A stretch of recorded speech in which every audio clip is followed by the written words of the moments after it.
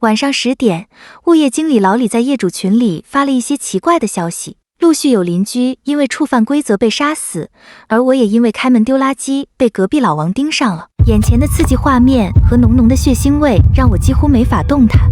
王哥动作僵硬地走了过来，我颤抖着摸索出口罩戴上，他的动作突然停顿住了，脸上露出很不甘心的表情，然后离开了。如果你的邻居对你展开攻击的话，请立刻戴上口罩。我把刚刚的事情告诉了我妈。那小王他们2口子这都是死了，怎么会这样？明明之前都好好的，这可都是些什么事啊？我刚想安慰他，却发现了一件更可怕的事情。不知道什么时候，我的房间旁边多出了一间门。门是一种非常老旧的款式，呈暗红色，跟边上的环境有些格格不入，给我一种非常不好的感觉。妈，家里一直就只有2间房间，什么时候多出来了一间房间？门缓缓打开一道缝隙，一只枯瘦清白的手从里面伸了出来，搭在了门沿上。下一秒，一个熟悉又陌生的人从门内走了出来。爸，我爸3年前就出车祸死了，追尾后被前车上装载的钢筋扎穿了他的脑袋。小天，爸这一觉都睡迷糊了，睡到现在才起来。饿了吗？我给你做点宵夜吃吧。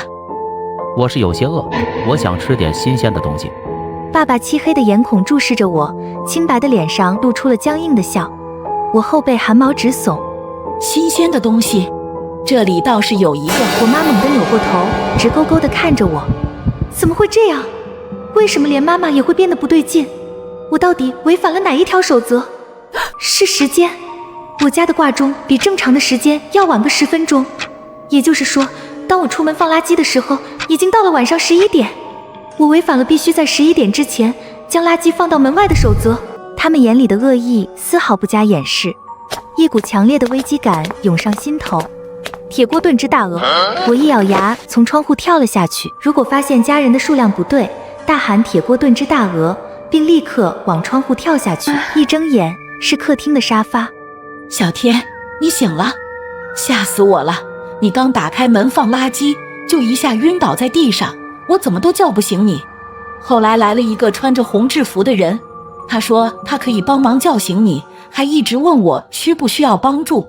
但我记得你说过不能跟红衣服的人说话，就一句话也没说。还好他什么都没干，收走垃圾就离开了。还好你没有跟他说话，不然我可能真的醒不过来了。睡前我想喷洒点酒精消毒，却猛然发现酒精拿到手里后突然变成了猩红色。我放下酒精瓶，它很快又变透明了。睡前请消毒，酒精是透明的。怎么会这样？显然有一股力量想让我触犯规则，难道是因为规则，所以他才无法伤害我？那是谁制定了规则呢？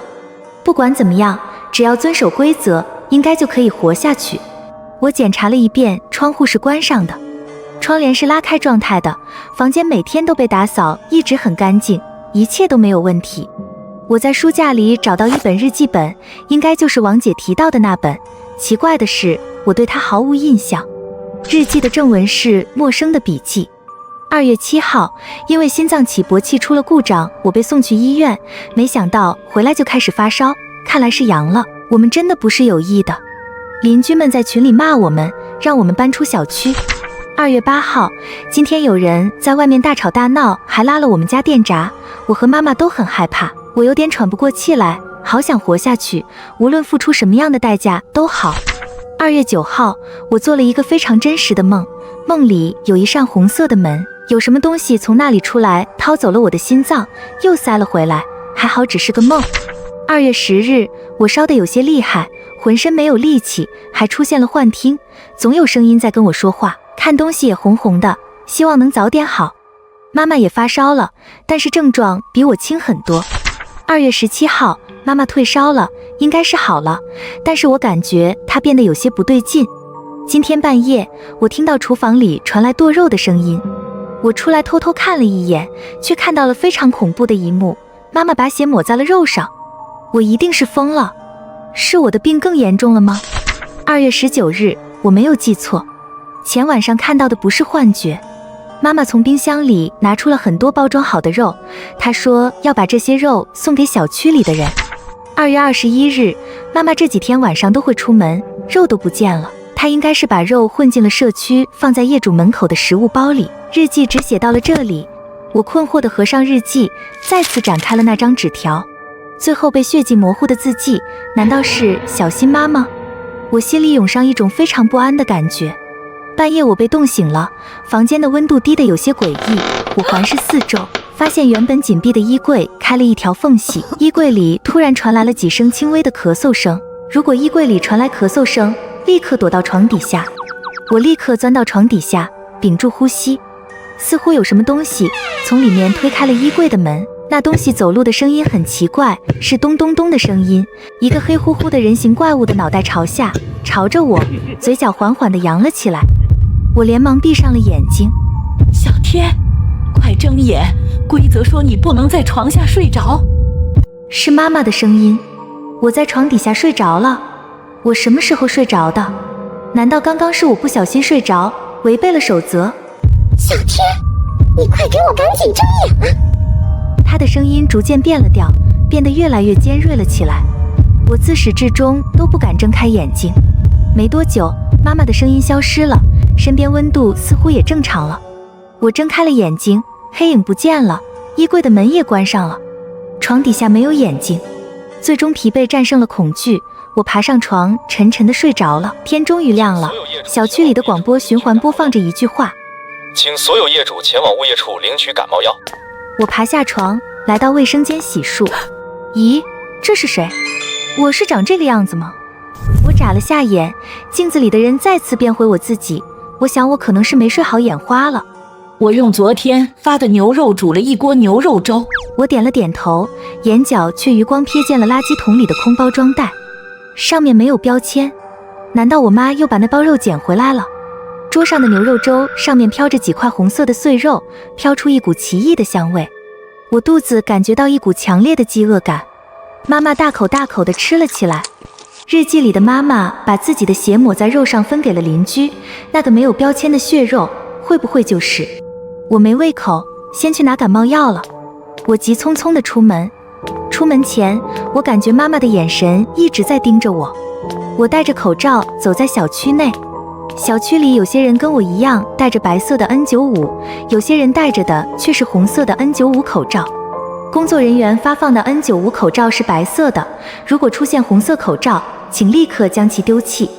我来到了物业处，当我看清发药的是王姐，顿时有些愣住了。我猛然想起昨天昏倒后在梦里看到的惨状，心底顿时有些发凉。她穿着物业的工作服，俨然一副物业工作人员的模样。你什么时候成为物业工作人员了？小天，我在这里都干了7、8年了。那你昨晚给我的纸条？什么纸条？王姐疑惑地看着我。我心里一沉，却又不知道该说啥。我拿着感冒药回到了家，里面有4粒白色的，有4粒是红色的。我把红色药丸丢进了马桶。我们发放的感冒药是白色的，如果看见红色感冒药，请立刻销毁。业主群里没什么人发消息，也没有新的守则被发出来，大家好像都忘记了昨天的事情。我听见有人在厕所的声音，是妈妈。她从马桶里掏出1粒刚才丢进去的红色感冒药。糟了，难道是粘在马桶壁上了？我来不及阻止，只能眼睁睁看着她塞进嘴里。我想起了昨晚的王哥，顿时一股寒意从心底冒起。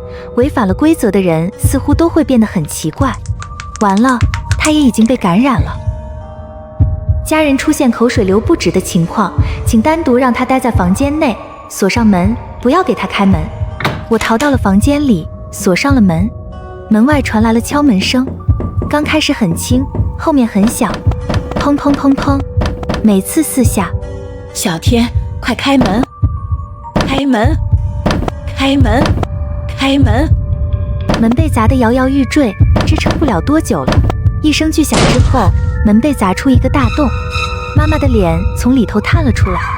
她笑得非常夸张，死死地盯着我，身上的衣服被她的血染成了红色。如果家人开始穿上你从未见过的红色衣服，立刻躲到房间里。你该吃药了，红色的感冒药，肉也要吃，快吃吧，吃完了就可以跟妈妈一样健康，我们可以永远在一起了，快吃吧。我冷汗直冒地往后退。对了，工作人员的电话。我颤抖着掏出手机，拨打了那个号码。电话很快就接通了。李奥淼，通话戛然而止，仿佛被什么强行切断了信号。李奥淼，我的脑海中突然闪过镜子里的那个人，我的大脑感觉到一阵疼痛，眼前一花，周围似乎有些不一样了。房间原来就有这么破烂吗？突然，我猛地一个机灵，一些被某些力量强行篡改的记忆，在此刻全部清晰地浮现在我脑海里。我分明没有妈妈，我不是高中生，我是个20岁的成年人，我只有一个爸爸。这里的确不是现实世界，我也并不是这个世界的人。我叫李奥淼，准确来说，我被称呼为专家。2023年，疫情得到缓和，但一场比疫情更大的灾难降临了整个人类世界。一开始，只是不同地方一些人在睡梦中死去。可这种现象以极快的速度蔓延，很快上面的人从少数活着醒来的人那里明白，被未知的感染源感染的人一旦入睡，就会被拉入噩梦世界，要么成为鬼怪们的猎物，要么成为鬼怪，只要污染源没有被清理，就再也无法醒来。为了应对这种情况，每个国家都会选出拥有过人记忆力和冷静的人进入噩梦世界清理污染源，这样的人就被称为专家。我和坤坤的任务就是进入噩梦世界的嗷嗷小区，找到这里的污染源，然后清理掉。这个嗷嗷小区规则世界不是我的第一个任务，却是最难的一个，并且有逐步扩大的趋势。一旦噩梦世界的嗷嗷小区的怪谈区域扩大，现实中的污染区也会扩大，将会有越来越多普通人被卷入这个怪谈，它的规则力量和里面的鬼怪也会变得更强。此时，妈妈已经完全进入了房间。她看上去已经彻底被同化了。妈妈的背后的不是昨天那个黑黑瘦瘦的人形怪物吗？看到我紧紧盯着她，我感觉她似乎有些意外。妈妈突然伸手掐住了我的脖子，她的力道大得出奇。这次我清晰地看到，妈妈的动作完全是由她操纵的。所以一直是这只瘦黑枯影在干扰我的记忆和视觉。它潜伏在我们身边，但是只有破坏了规则的人才会被寄生吗？我昨天搞错了，丢垃圾的时间也被寄生了，只是因为昨晚闭上眼睛躲在床底，规则的力量让我意外地逃脱了它的控制，所以记忆也开始慢慢恢复。早上我才能看到我自己真正的样子，现在彻底恢复后，能清楚地看到它和周边真正的样子。我快速伸手抓向那个鬼影，把它甩到了地上。鬼影本体比我想的弱很多，不能控制别人的记忆，藏匿自己又没了宿主，只是个弱鸡。难道这个鬼影就是污染源？门外传来疯狂的砸门声，门很快被砸破了，被黑影控制的邻居们闯了进来。难道要杀死这所有的黑影？不对，如果有这么多污染源，这个嗷嗷小区的怪谈不可能只是这种规模。因为心脏起搏器出了故障，我被送去医院。好想活下去，无论付出什么样的代价都好。我做了一个非常真实的梦，梦里有一扇红色的门，有什么东西从那里出来，掏走了我的心脏，又塞了回来。还好只是个梦，出现了幻听，总有声音在跟我说话，看见东西也红红的。日记的内容在我脑海里快速闪过，因为起搏器零件老化出了短暂故障，有严重心脏病的小天心脏骤停死掉了。还好起搏器很快恢复，又把他拉了回来。但是短暂的死亡时间里，小天想活下去的执念吸引了连接另一个世界的红门里的诡异。从幻听到他眼里的家具变成红色，说明他已经在梦里被他给污染了。小天又污染了妈妈，最后妈妈为了报复那些辱骂和驱赶自己母女的业主，感染了整个小区。于是嗷嗷小区的怪谈便诞生了，所有业主都被拉入了噩梦小区。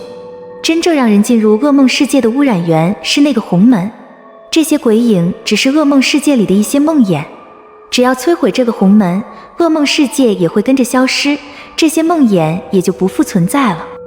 没有了黑影的控制，这次我能看到门出现在梦中的位置。红门显然感觉到了威胁，被黑影控制的邻居们冲过来将我团团围住。不要小看专家。一顿广播体操后，我成功地击退了操纵邻居的黑影们，并烧掉了红门。李阿鸟，你醒了。是总局的专家，他手里拿着一本日记和电话，是在现实世界。那个物业电话是你接的吗？这是我们在现实中的嗷嗷小区找到的物业手机，虽然信号不好，但是偶尔也能跟噩梦世界通上信。这本日记也是现实世界小天写的，噩梦世界的只是这本日记的投影。坤坤通过电话联系过我们觉得这日记里的线索很重要，让他务必要转告给你。虽然付出了一些伤亡，但是嗷嗷小区的怪谈总算是消失了，幸存者也陆续醒来了。深夜，一个被绑着遍体鳞伤的女孩躺在房间的地板上，她的呼吸越来越微弱，她慢慢闭上了眼睛。突然，一个红门出现在她身后，几个黑色影子窜了出来，紧接着一个女孩走了出来。